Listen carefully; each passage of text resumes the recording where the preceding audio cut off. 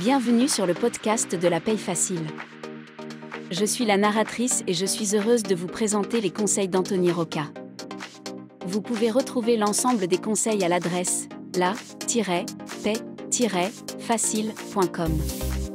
Vous pouvez aussi vous inscrire à la newsletter.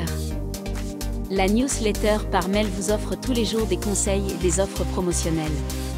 Sans plus tarder, voici le sujet du jour. La matrice Excel fiche de paye, danger. La matrice Excel fiche de paye est vue par les gestionnaires de paye en formation comme la solution pour obtenir leur diplôme de gestionnaire.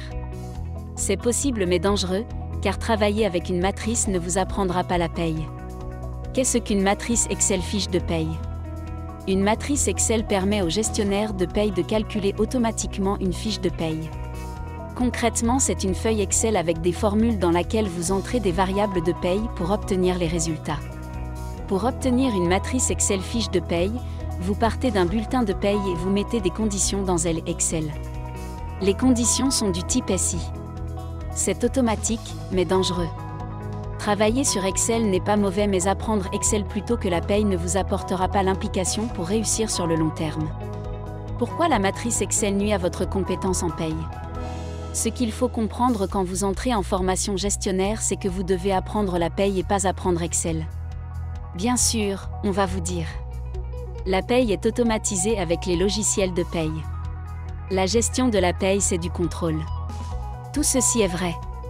Et c'est exactement pour cette raison que vous ne devez pas utiliser Excel pour apprendre la paye. La paye est automatisée.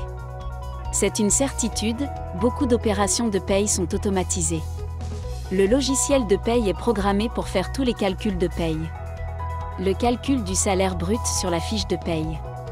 Les cotisations et contributions.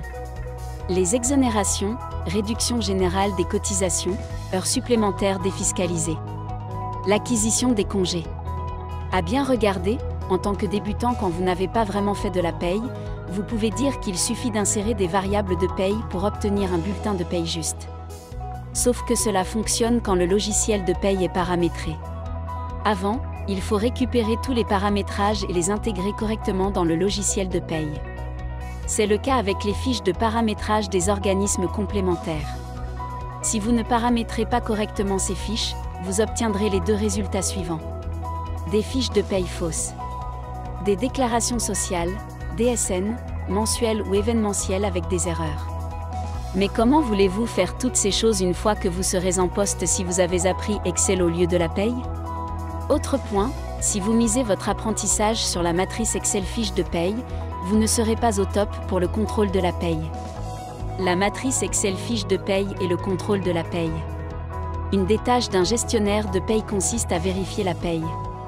Si vous pensiez que le travail consistait à remplir des variables de paye et que le logiciel ferait le travail.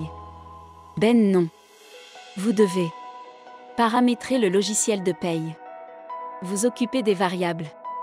Contrôler les résultats. Corriger les bulletins de paye. Améliorer le paramétrage. Le seul moyen d'arriver à faire ces opérations est de vous donner de la peine au départ de votre apprentissage de la paye. Et pour ce faire, vous devez apprendre la règle. Faire des exercices pour appliquer, sans matrice Excel. Refaire de nouveaux exercices en révisant la règle.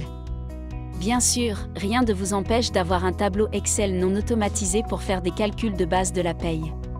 Pour recevoir des conseils et des offres promotionnelles tous les jours, abonnez-vous à la newsletter d'Anthony Rocca.